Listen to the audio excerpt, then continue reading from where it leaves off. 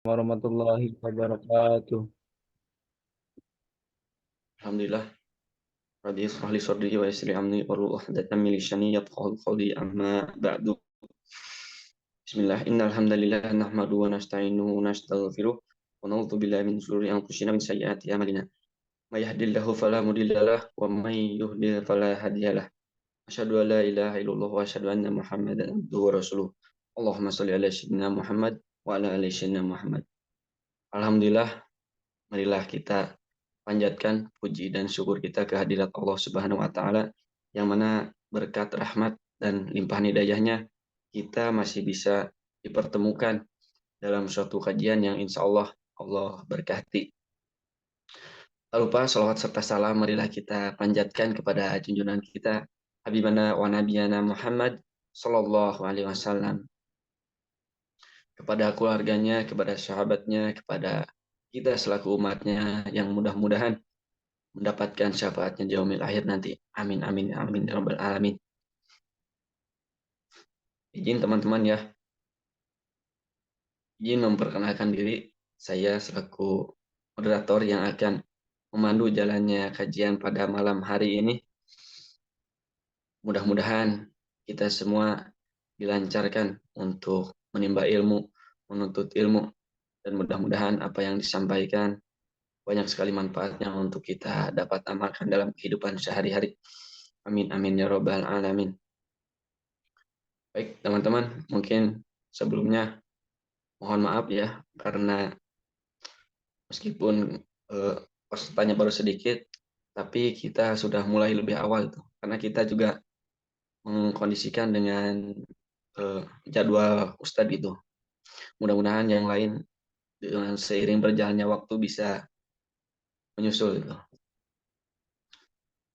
Baik, mungkin karena untuk mengefektifkan waktu ya tanpa berlama-lama mungkin marilah kita simak dan dengarkan penyampaian materi ya nanti yang akan disampaikan oleh Ustadz Sony ya.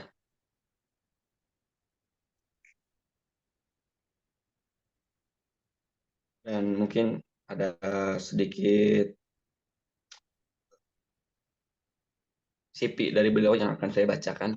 Mungkin dari panitia boleh di share screen untuk CV pemateri kita pada malam hari ini. Supaya rekan-rekan semuanya yang ada di sini juga tahu siapa sih pemateri kita pada malam hari ini. Masya Allah. Nah, ini dia pemateri kita malam hari ini. Ustadz Sony Abi Kim. Boleh lanjutkan. Beliau adalah trailer. Nah, beliau juga CEO, founder VVA Institute, terus Contivit, coach dan trainer, komuni certificate komunisialis CEO Group, membina 40 rumah Quran di seluruh Indonesia, Masya Allah. Dan beliau juga adalah seorang penulis ya, teman-teman. Dan mungkin ada beberapa bukunya, mungkin teman-teman udah tahu gitu, mungkin ada juga yang sudah membeli. Nah, ini adalah buku-buku dari beliau ya. Ada ada surrender, terus menjadi hamba, dan masih banyak lagi ya. Mungkin bagi teman-teman yang ingin membaca-baca nih buku ciptaannya atau karyanya Ustadz Zani bisa untuk membelinya ya. Nah, ini juga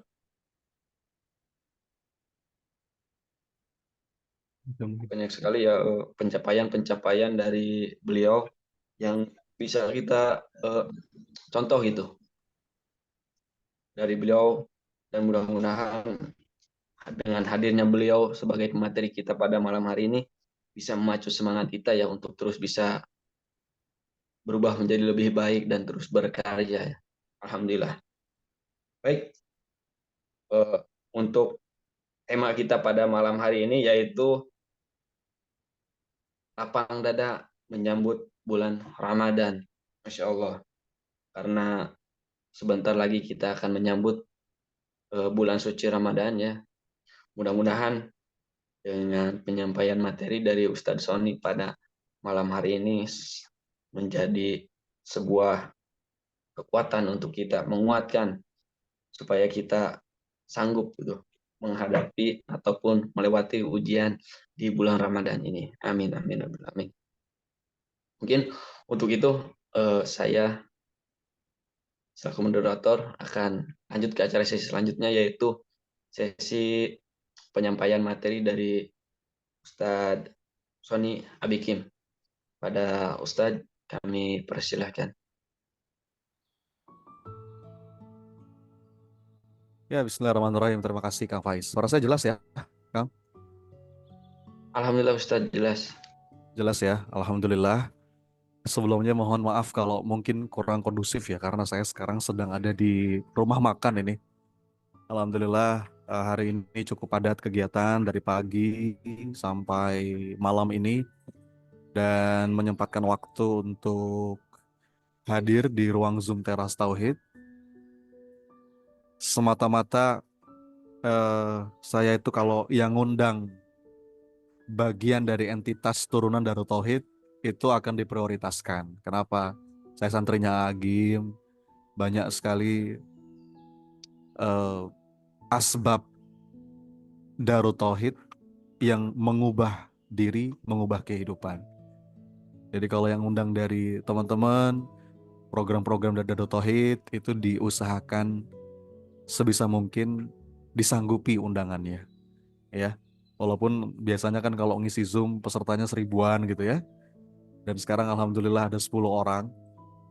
Tapi kita nggak pernah tahu, boleh jadi dari 10 orang ini kan Allah curahkan keberkahan dan rahmat di majelis ini. Jadi teman-teman, straight to the point saja.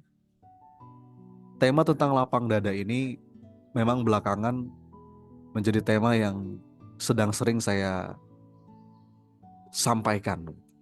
Bahkan saya sedang menulis buku yang ke-7 nih, dengan judul Lapang Dada. Karena saya sangat meyakini lapang dada itu adalah kunci kehidupan. Lapang dada itu adalah indikator yang paling jelas ketika hati seorang hamba itu tercahayai iman dan hidayah.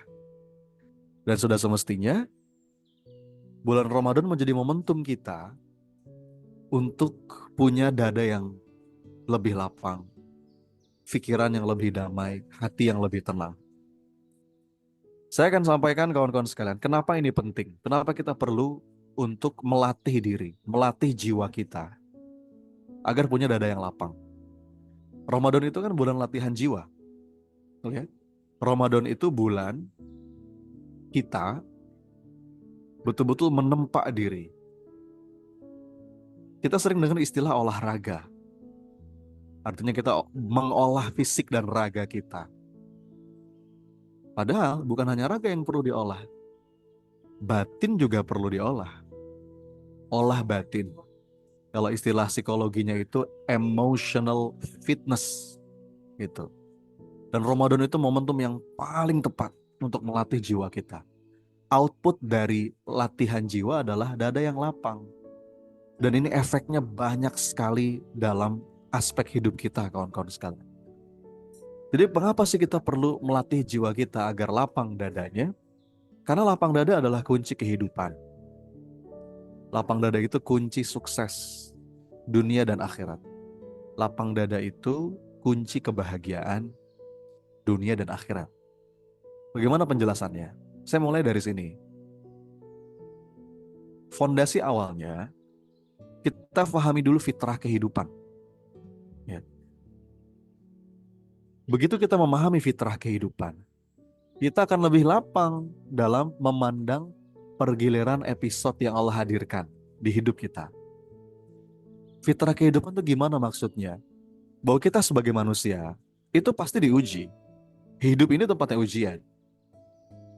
Sebagaimana yang Allah sampaikan di ayat ini, Am hasibtum an tadkhulul jannah walamma ya'tikum mathalul ladzina khalau min qablikum. Apakah kamu mengira kamu akan masuk surga begitu saja? padahal belum datang kepadamu ujian sebagaimana orang-orang sebelum kamu. Massathumul ba'sa wad-dharra wa zulzilu. Jadi kita tuh akan ngalamin yang namanya goncangan kehidupan, turbulens kehidupan. Itulah fitrahnya hidup. Kita akan dapat gilirannya. Hidup itu emang tempatnya masalah. Mau kita hindari kemanapun gak bisa. Maka setiap ujian, masalah, krisis mungkin, itu bukan untuk kita hindari, tapi untuk kita hadapi. Walaupun ada pepatah yang mengatakan badai pasti berlalu, itu betul, tapi kurang lengkap kalimatnya. Badai mungkin berlalu, tapi selama kita masih hidup, kita akan ketemu badai yang lain. Jadi hidup itu bukan tentang nungguin badai, tapi hidup itu adalah tentang bagaimana kita bisa menikmati, enjoy, berlapang dada, meskipun di tengah badai. Dan fondasinya adalah keimanan, teman-teman sekalian. Makanya orang-orang beriman itu orang yang paling bahagia dalam hidupnya. Itu kata Imam Ibnul Qayyim Al-Jauzi. Dengan kacamata iman kita akan selalu bisa menemukan keindahan di setiap takdir kehidupan. Jadi kita mulai dari sini. Melihat masalah itu bukan sesuatu yang luar biasa, tapi itu memang fitrahnya kehidupan. Bahkan kalimat dari Syekh Ibnu Athaillah As-Sakandari, beliau mengatakan, La tastaghrib wuqu'al aqdar. Kamu jangan heran kalau dalam hidup ini kamu menemui banyak kesulitan. Karena memang itulah watak asli dari kehidupan dunia. Memang Allah ciptakan dunia ini sebagai tempatnya ujian agar kita bisa menanam kebaikan di setiap kondisi dan situasi. Yang dengan ujian itu Allah naikkan derajat kita, yang dengan ujian itu Allah gugurkan dosa kita. Jadi cara pandang seperti ini aja, kita akan lebih enak, kita lebih enjoy, kita lebih lapang dalam memandang pergiliran episode kehidupan. Nah ini basicnya kawan-kawan sekalian. Tugas kita itu kan bagaimana mengkonversi setiap ujian itu menjadi amal. Betul nggak? Karena yang Allah uji itu pada hakikatnya adalah amal. Alladzi khalaqal mauta wal hayata liyabluwakum ayyukum ahsanu amala. Yang Allah uji itu siapa di antara kita yang lebih baik amalnya. Jadi kunci sukses dalam hidup itu saat kita bisa mengkonversi setiap ujian yang Allah berikan menjadi amal. Tahu nggak fondasinya apa? Fondasinya lapang dada. Ketika dada kita lapang, kita bisa mengubah setiap ujian apapun menjadi amal soleh. Kalau tanpa lapang dada berat ini. Jadi ini sebagai fondasi, ini sebagai dasar bahwa fitrahnya kehidupan memang tempatnya masalah, dan kita juga perlu yakin bahwa Allah tidak akan memberikan kita beban melewati batas kesanggupan kita. Semua sudah terukur. Kita tidak akan diizinkan untuk menghadapi sesuatu yang itu di luar kemampuan kita. Artinya yang Allah uji itu bukan kemampuan, karena Allah tahu kita mampu, tapi yang Allah uji itu adalah kemauan. Seberapa mau kita datang dan mengadu, seberapa mau kita mengerahkan segenap potensi yang Allah titipkan dalam hidup untuk face, ya, untuk menghadapi pergiliran episode kehidupan. Dan kalau kita ambil inspirasi teman-teman dari doanya Nabi Musa, kita bisa menemukan pola hidup di sini. Nabi Musa dalam keadaan yang begitu berat, yang pertama kali beliau minta adalah lapang dada. Rabbish rahli sadri. Itu dulu. Baru yang kedua, wa yassirli amri. Lapang dada dulu, baru urusan jadi mudah. Enggak dibalik. Beberapa di antara kita berpikirnya tuh suka terbalik. Berpikir terbalik tuh gimana? Ustadz, coach, nanti kalau urusan saya sudah mudah, kalau masalah saya udah beres, kalau utang saya udah lunas, kalau sakit saya udah sembuh, baru dada saya lapang. Itu terbalik. Pola yang benar tuh gimana? Lihat urutan doanya Nabi Musa ini. lapang dada dulu, baru kemudian urusan menjadi mudah. Bahkan ujungnya wahlul 'uqdatam min lisani yafqahu qawli. Apapun yang menjadi misi kita itu lebih mudah untuk kita gapai. Gitu ya. Ini sebagai fondasi. Kenapa lapang dada itu perlu kita latih. Terlebih di momentum Ramadan.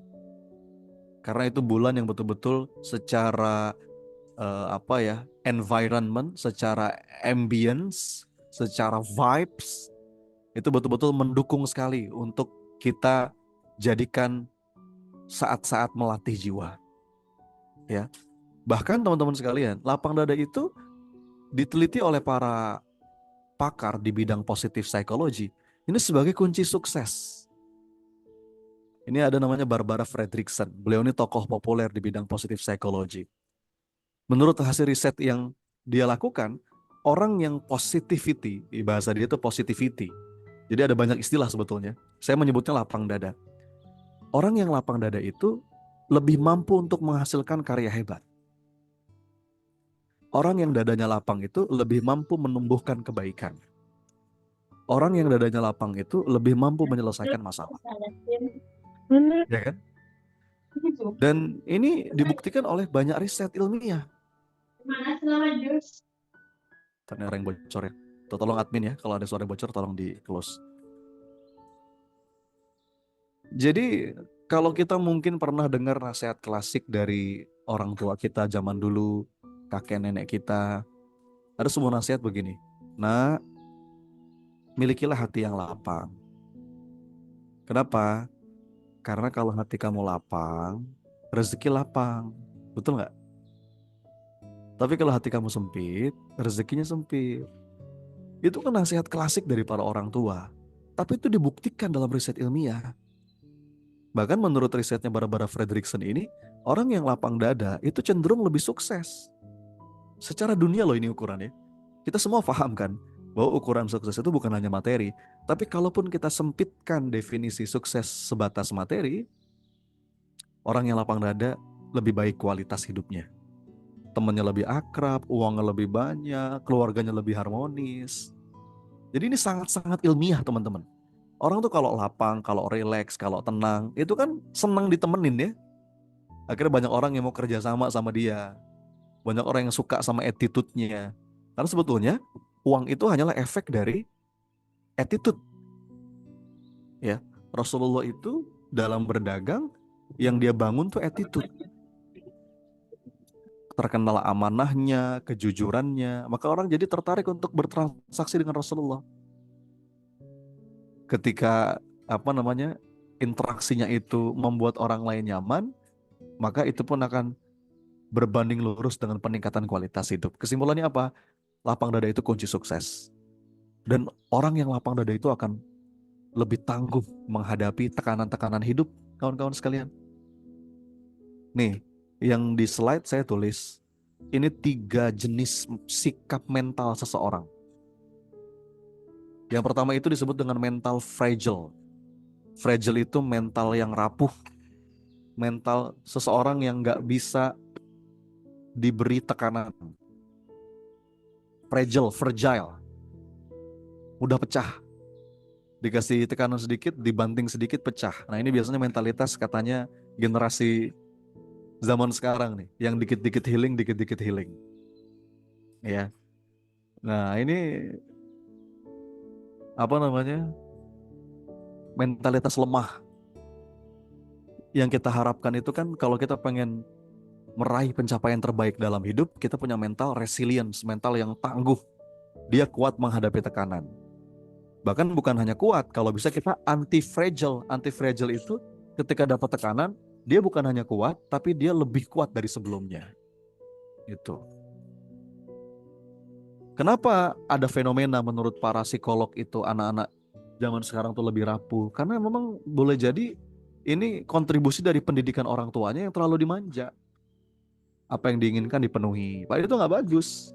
Justru kadang-kadang anak itu harus merasakan kecewa. Anak itu harus merasakan patah hati. Anak itu harus sesekali dia apa yang dia mau dia nggak dapat. Dan itu justru bagus untuk psikologisnya. ketika kita punya mental anti-fragile, kawan-kawan sekalian, kalaupun kita mengalami yang namanya traumatic life event, kita nggak akan masuk ke dalam kelompok yang bawah. Jadi ini nih, 3 jenis orang ketika dia ngalamin krisis dalam hidupnya, masalah, hal-hal yang membuat traumatis mungkin. Kelompok yang pertama itu ketika dapat masalah, dia stres, dia jatuh, dan dia nggak bisa bangkit lagi. Ada sebagian orang di kelompok itu. Kelompok yang kedua, ini kelompok yang paling banyak, saat dia ngadapin masalah, dia mungkin sempat jatuh, tapi dia bisa kembali ke titik normal. Istilahnya itu recover to normal. Tapi yang kita harapkan bukan cuma itu, yang kita harapkan yang kelompok atas, betul nggak? Bagaimana kalaupun kita ngalamin masalah dalam hidup, kita ngalamin kesulitan, kita ngalamin krisis, kita bisa bangkit, kita bisa bertumbuh, bahkan jauh lebih baik dari sebelum kita jatuh. Istilahnya itu post-traumatic growth. Dan kuncinya untuk bisa sampai pada kelompok yang ketiga ini, kawan-kawan sekalian, adalah lapang dada. Ya. Kalau teman-teman punya mental lapang dada, mungkin kita pernah dihantam. Ada masanya teman-teman sekalian. Kita akan dihantam oleh masalah kehidupan, tapi itu nggak membuat kita gentar.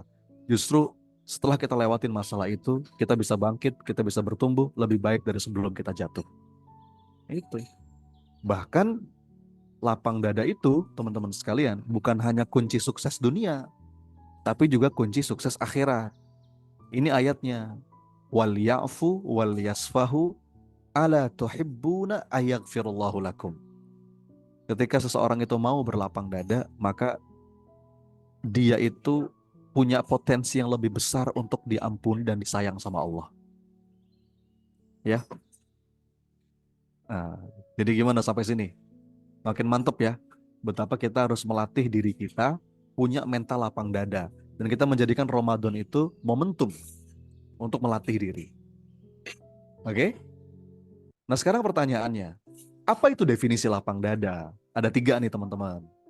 Nah ini yang perlu kita latih nih. Mulai dari sekarang kita persiapan.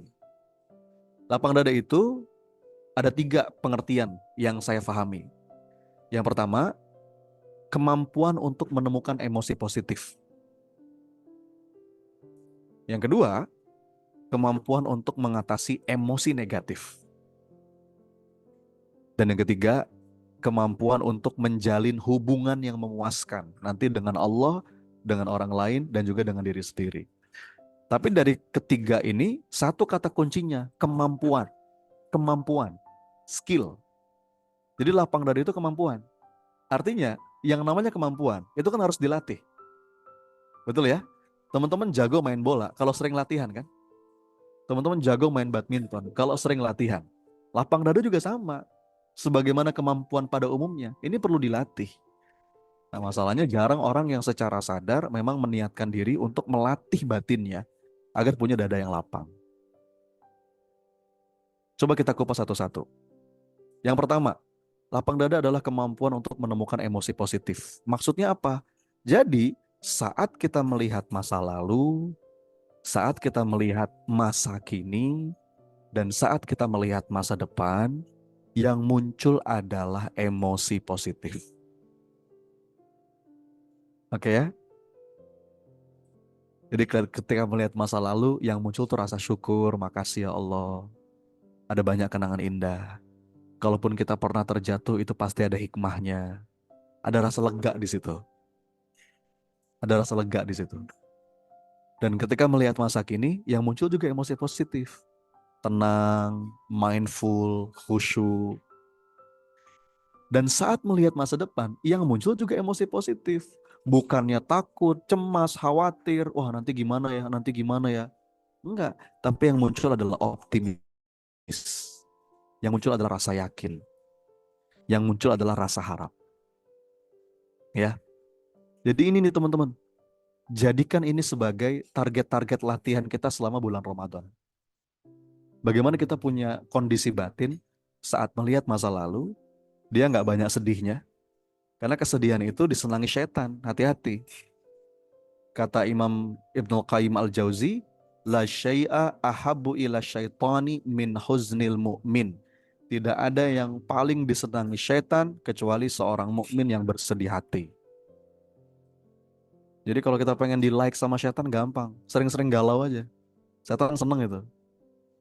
Makanya orang mukmin itu harus bahagia, senyum, happy. Itu ekspresi yang paling jelas dari ridhonya hati seorang hamba. Ya.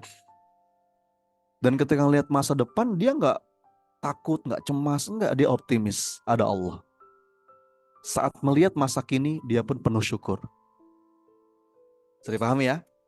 Nah, itu definisi pertama dari lapang dada. Yang kedua, lapang dada juga artinya kemampuan untuk mengatasi emosi negatif. Maksudnya apa?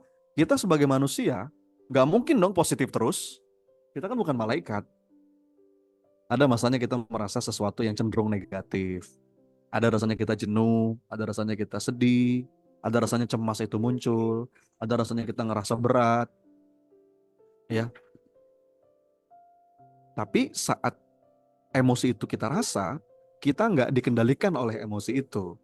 Kita mampu membaca sinyal dari emosi itu, dan kita mampu mengendalikan diri kita. Mampu memaafkan, menyerahkan, dan melepaskan. Ramadan, kata kunci intinya adalah pengendalian diri. Jihadun nafs. Bukan hanya menahan diri dari lapar dan haus, tapi juga mengendalikan apa-apa yang ada di dalam. Jadi kita mampu mengelola energi kita kepada alokasi yang tepat. Karena kalau kita sedih itu butuh energi, benar gak teman-teman? Kalau kita membenci itu butuh energi. Sayang kita buang-buang energi itu, sia-sia, ya kan?